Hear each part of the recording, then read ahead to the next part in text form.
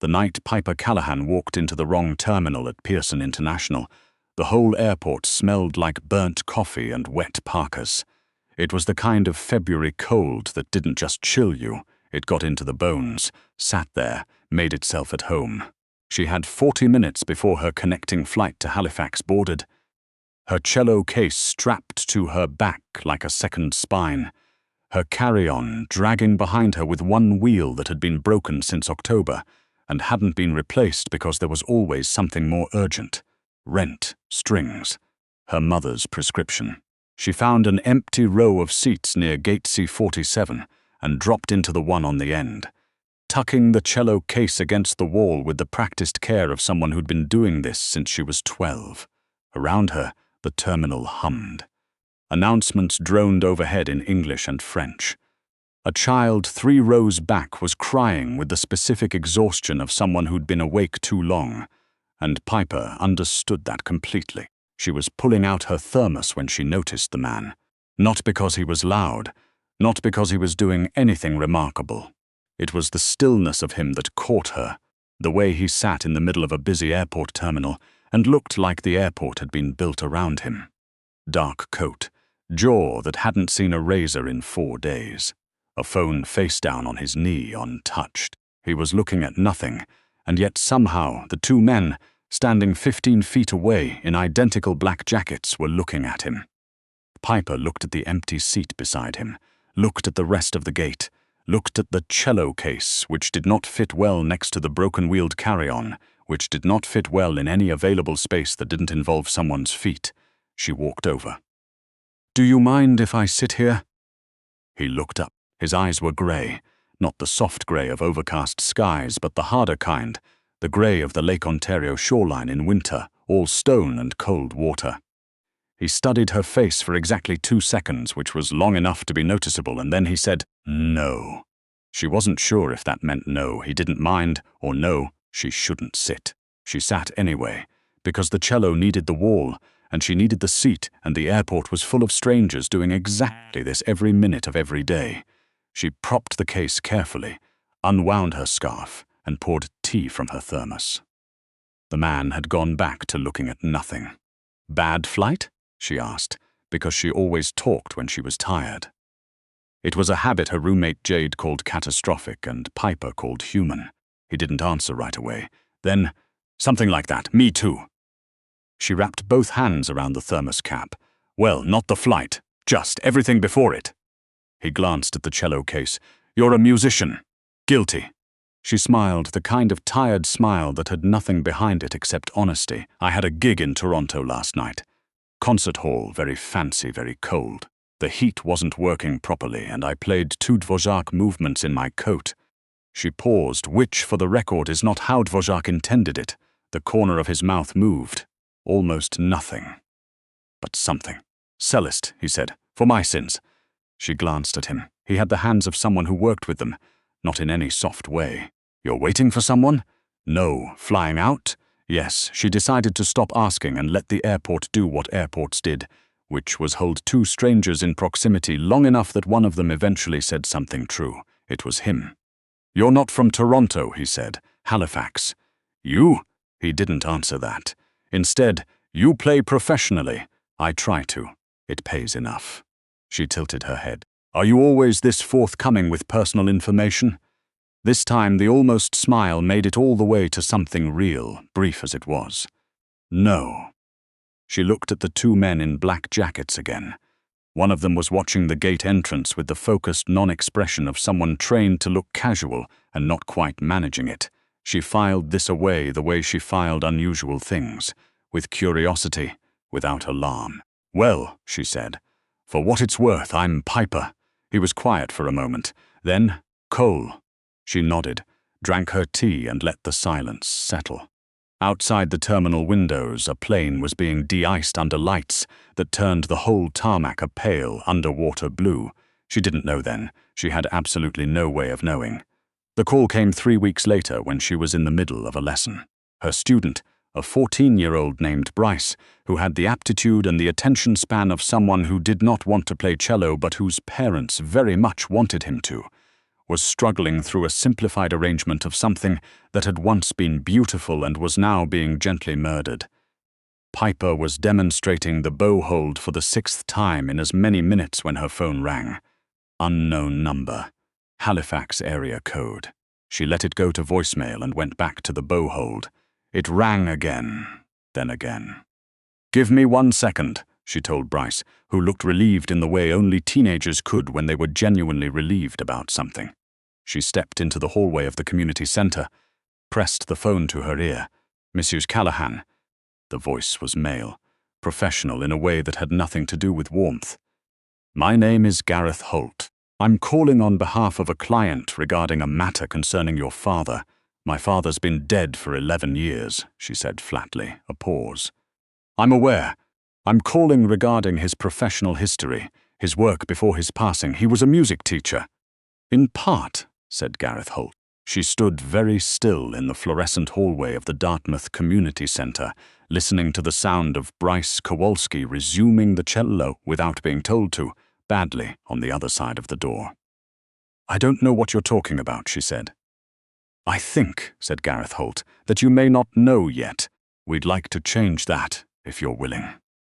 The address he'd given her was a building on Barrington Street she'd walked past 100 times without ever looking at twice.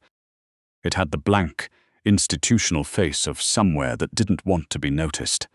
No signage, a buzzer panel with numbers instead of names, windows that had been treated with something that kept them reflective in daylight. She almost didn't go, she went. The man who met her in the lobby was not Gareth Holt. He was maybe 60, built solidly, with the kind of posture that came from somewhere military. He introduced himself as Callum Reed and offered his hand with the directness of someone who'd decided she was worth taking seriously and had made that decision before she walked in. "Thank you for coming, Miss Callahan." "I'm still not convinced I should have," she said. He smiled at that. Genuinely, she thought. That's probably the right instinct. He gestured toward an elevator. "Ride up with me. I'll explain." The office on the 4th floor had a view of the harbour and a table with a folder in the centre of it, and 2 chairs, one for her, one for him. No one else. "Your father," said Callum Reed, setting his hands flat on the folder without opening it, "worked with us for 9 years. He left in 2008, when you were 6. He didn't leave because he wanted to. He left because he was protecting you and your mother." Piper looked at the folder. "What is us?" Reed considered the question. "Officially, we're a private consulting firm. In practice, we operate in spaces that government agencies sometimes can't. Financial crime, organized networks, the kind of infrastructure that moves money and people across borders without anyone official noticing. You're not law enforcement. We're adjacent to it, with considerably more flexibility." She thought about her father. Martin Callahan, who had driven her to lessons in a car that smelled of pine air freshener, who had known exactly 3 jokes and told them in rotation, who had died of a heart attack at 44 and left her mother with a mortgage and a daughter, who played cello with her whole body because he'd taught her that music was the only language that didn't lie.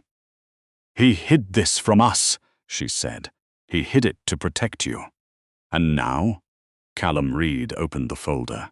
The photograph on top was grainy, surveillance quality, low light, a building, an event, men in dark clothes with the kind of posture that meant weapons, and in the corner of the frame, partially obscured, a face she recognized with the specific vertiginous shock of seeing something you've only ever encountered in daylight suddenly appearing at night. "Cole. His name," said Reed, watching her, "is not Cole." She sat with that for a long moment. "Tell me," she said. His name was Nicolaas Verreken, 41 years old. Dutch-Canadian by passport, stateless in practice. He ran the eastern operations of a network that moved, depending on who you asked and when. Money, weapons, intelligence, people. He had 17 names she knew of. He had a reputation that preceded him into rooms before he arrived. He had never been charged with anything, in any country, which was either a testament to his lawyers or to the kind of reach that made lawyers unnecessary. He had also, apparently, been watching her father's work for the last decade of Martin Callahan's life. "Your father built a system," said Reed, "not a weapon. An architecture. a way of tracking the movement of funds through shell structures that are specifically designed to be untraceable. He called it a lattice. He never finished it. He died. Yes, Reed closed the folder, but he left notes, encrypted in a format we've been trying to crack for over a decade. We managed it partially 6 months ago. The remaining piece is embedded in. He paused in a musical cipher. Piper looked at him. He was a music teacher, Reed said. He hid the final sequence in notation. Sheet music that looks, to anyone who isn't looking for it, like a student exercise, beginner level. Something a child would be given. Piper's hands went cold. She knew exactly which piece he was talking about. She had been playing it since she was 8 years old. Her father had written it for her. She had assumed for 31 years that it was simply the first thing he'd ever composed.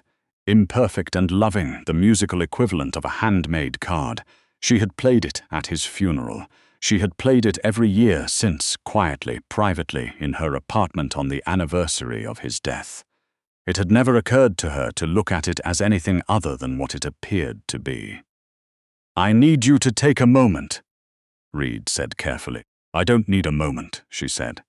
Her voice was very flat. "I need you to tell me what you want from me." She did not go straight home. She walked to the waterfront and stood in the cold with her coat zipped to her chin and the harbor wind pulling at her hair, and she stood there until her ears hurt, and her hands were numb inside her gloves, and then she walked back. The rage came later.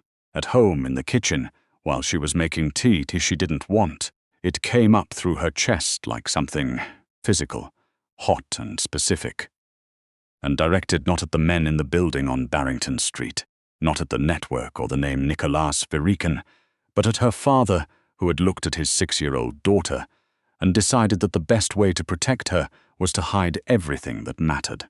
She stood at the kitchen counter and let herself be angry about it. She thought she owed herself that much. Then she picked up the phone and called Callum Reed. "Tell me what you need me to do," she said. What they needed was access. The network, Verican's network, had a financial summit happening in Montreal in 6 weeks. Not the kind of summit that appeared on any official calendar. The kind that happened in a building that had been booked for a private corporate retreat, with catering and a string quartet and the surface appearance of a very expensive team-building exercise. The kind of summit where the people in the room were making decisions that would affect, without their knowledge or consent, a significant number of other people. Reed's team had spent 18 months trying to get someone inside. The summit included entertainment, live music, evening events. Piper Callahan, as of 2 months ago, had performed at a high-profile Toronto venue and received a review in a national arts publication. She had, on paper, exactly the profile they needed. "You want me to audition," she said. "We want you to submit an application. It'll be competitive. You may not get in," she said. Not arrogantly, just accurately. She had been getting into rooms on the strength of her cello since she was 15. It was the one thing she'd always been certain of. She got in. The preparation took 5 weeks. She met Reed's team. 3 people, all of whom had the particular quality of being extremely competent and completely unconcerned with being liked. There was a woman named Dr. Hargrove who briefed her on the network's financial structure with the brisk efficiency of someone delivering a university lecture and expecting her to keep up. There was a man named Torrance who handled the technical side. A small device embedded in the strap of the cello case that could extract data from any system it came within 2 meters of, triggered by a specific sequence of pressure points. There was Reed himself, who checked on her progress every 3rd day and asked, every time, whether she wanted to stop. Every time she said no. She also, in the 3rd week, understood what the lattice actually was. She'd known in the abstract what her father had built. Reed had explained it. But sitting alone with the sheet music in her apartment one night, the exercise she'd been playing since childhood spread across her kitchen table, she started mapping it, the way she'd been taught to map structure in conservatory, looking for pattern, for repetition, for deviation. The cipher wasn't in the notes. It was in the silences, the rests, the specific lengths of pause that, in a student exercise, existed nowhere near where they should logically fall. She sat at the table until 2 in the morning, and then she called Reed. "I think I can finish the lattice," she said. A silence on the other end. "Your father spent 9 years building it," Reed said carefully. "My father spent 9 years building the bones of it," she said. "I've been playing music for 23 years. I know how it works." She paused. "The last third isn't encoded. He never got that far. He left it open on purpose. He needed someone who could extrapolate. You're saying he intended for you to finish it," she thought of him. Of the way he'd sat across from her at the piano bench and said, "The silence matters as much as the sound. Piper, don't rush past it." She thought of the piece he'd written, not for a beginner, not really, for her specifically. For someone who would understand eventually what they were looking at. "Yes," she said, "I'm saying exactly that. Montreal in March was cold and beautiful and smelled of the river. The venue was a converted heritage building near Old Port. Stone walls and high ceilings and the acoustics of a space that had been designed once for a different kind of performance. The catering was excellent. The security was the kind that wasn't supposed to be visible, and mostly wasn't, except to someone who was now looking for it. Piper arrived with 2 other musicians, a pianist named Glenn and a violinist named Amara, both of whom were entirely legitimate and very good, and had no idea they'd been booked into a room full of people whose collective financial crimes could have funded a small country's healthcare system. She tuned the cello in the green room, checked the strap, let her hands settle. She had played in rooms full of people who didn't care. She had played at 3 a.m. for an audience of 0. She had played at her father's funeral when she was 17 and her hands had shaken the whole way through, and she'd kept playing anyway, because stopping would have meant something she couldn't afford for it to mean. This was different, but the instrument was the same. She walked out when they were called. The dining room held 40 people, round tables, candlelight, the kind of understated wealth that didn't need to announce itself. She registered faces without looking at them. The technical brief had included photographs, 12 key individuals, and she'd committed them to memory the way she committed music, repeatedly and without looking up. She was 3 bars into the first piece when she felt it, the particular quality of being watched.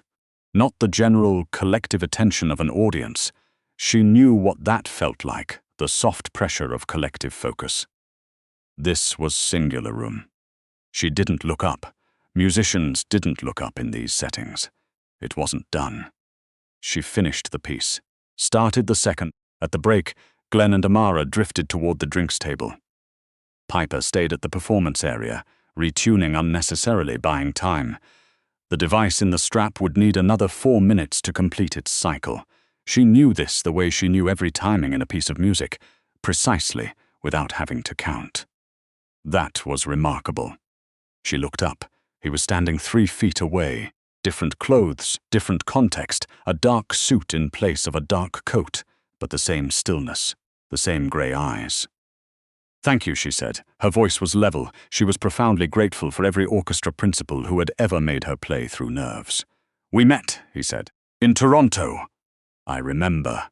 He studied her with the careful attention of someone accustomed to reading rooms and people who had built a career. However you chose to name that career, on the accuracy of his perceptions, she held very still under it the way she'd learned to hold still in auditions, giving nothing away. "You're very good," he said, not flattery, observation. "I work at it." He was quiet for a moment. Then, "You're here alone." "You're no manager. Freelance." She smiled the tired smile, the true one. "It's more flexible. The conversation shouldn't have gone further. She should have let it end there. A few polite words, a natural conclusion back to the instruments. That would have been the clean outcome. But he said, "Your father was also a musician." She went still in a different way. "Most people don't know that about me," she said. "I'm not most people." He watched her. "Martin Callahan. He was a teacher in Halifax. He's died in 2013. She set the bow down on the stand with a careful, deliberate movement. "How do you know my father's name?" He didn't answer. He had the kind of face that could hold a secret and look completely comfortable doing it. She'd noticed that in the airport. She noticed it again now with the addition of knowing what she knew, and the difference in what she felt looking at him was something she decided to examine later privately when she was somewhere she could afford to. "I knew of his work," Verikan said. "His teaching, his other work," she met his eyes. "Then you know more than I do." He held her gaze for a long moment. The dining room murmured around them.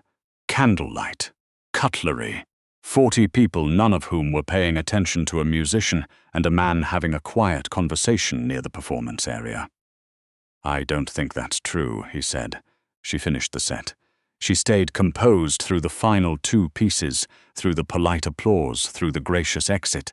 In the green room, she checked the device while Glenn talked about a recording session in Ottawa and Amara compared her bow hair to a previous supplier's, and the 4 minutes elapsed and the cycle completed. And she excused herself to the bathroom and sat in a locked stall for 60 seconds, doing nothing except breathing steadily. Then she took out her phone and sent Reed a 2-word text. "It's done." He was waiting outside, not the building, the block. He'd timed it. She understood that now, reviewing the evening, the unhurried quality of the weight, the precision. He was a man who operated in time signatures that other people couldn't hear. "I'll walk with you," he said. Not a question.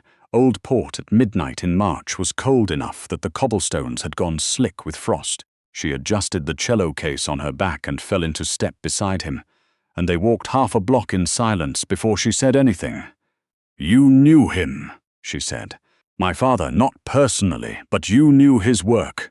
"I knew what his work was worth," Verikan said, which at the time was considerable, and now he stopped walking. She stopped too, turned to look at him. The street lamp overhead gave his face a clarity it hadn't had in candlelight. Every line of it, the tiredness she hadn't registered before, the thing that sat behind the grey eyes which she now thought was not coldness but the specific weight of knowing too much about too many things for too long. "I've been looking for the lattice for 11 years, he said. "I thought it died with your father. Why did you want it?" A pause, long enough that she understood it was not evasion but choice. He was deciding what to give her. "Because the network I run," he said, "is not the one you've been briefed about." "I imagine," he continued, "that Callum Reed told you I'm the problem. Something like that. Reed's organization has been trying to dismantle a specific financial structure for almost 15 years. They've been looking in the wrong direction." He held her gaze. "I have been for the past 9 years providing them with information from inside it, which they have never been able to use because they cannot trace the money. Because the only tool sophisticated enough to do that," he stopped, "was the lattice," she said. "Is the lattice," he said. She stood on a frost-slicked cobblestone street in Montreal at midnight, with the weight of her cello across her back, and the data drive in her strap and 11 years of her father's hidden life settling around her like a second coat, heavier than the first. "You were in the airport," she said. "I needed to see if you were what your father's suggested. And you sat next to a stranger in a busy terminal because you needed the wall for your instrument and you made him laugh inside of 20 minutes, he said. "Yes, you were." She looked at him for a long moment. The harbour was somewhere behind the buildings, invisible, present in the cold mineral smell of the river. "I finished it," she said. "The lattice." His expression didn't change. Something moved behind it. "I know," he said. "I've been waiting." Reed came to Halifax 2 days later. She was home. Cello on its stand, tea going cold on the counter again. She'd slept 9 hours and woken up feeling like she'd put something down that she'd been carrying so long she'd forgotten it had weight. Reed sat across from her at the kitchen table, and she told him everything. He listened the way he always listened. Complete attention, no interruption, no expression she could read. When she finished, he was quiet. "You understand," he said, "that I have to verify this, yes?" "It changes the picture significantly. I know. If Verikan has been inside for 9 years, if what he's saying is accurate, then the lattice doesn't just trace the money. It confirms every transaction he's passed along. It proves the whole chain." "Yes," she said. He looked at her. "You completed your father's work. She thought about what it had felt like, sitting at that kitchen table at 2 in the morning, the sheet music open in front of her, following the silences, all the places where Martin Callahan had stopped and left space for someone else to continue. She thought about the specific, particular grief of understanding a person better after they were gone than you had managed to, when they were standing right in front of you. "He left it open for me," she said. "He always said the silence mattered as much as the sound." Reed picked up his coffee cup, found it empty, set it down. "What do you want to do now?" She considered that. Outside, the Halifax spring was doing what Halifax springs did, arriving ambivalently, with patches of warmth between cold grey stretches that could last another 6 weeks. There was a concert series starting at the Rebecca Cohn Auditorium in April. Bryce Kowalski had, according to his mother, been practicing without being told, which was either a miracle or a sign that something had broken in the boy, in a way that needed examining. "Teach," she said. "Play." She picked up her tea. "And wait and see what your people do with what I gave you." Reed smiled. It was the second time she'd seen him do it. "Your father," he said, "would have found that a very satisfying answer." She thought about the piece, about the fact that she would play it again this year on the anniversary in her apartment, about how it would sound different now, not because a single note had changed, but because she knew what was inside it, what he'd hidden, what he'd been waiting for her to find. Music was the only language that didn't lie. He'd told her that when she was 8 years old, and she'd believed him, and he'd meant it in more ways than one.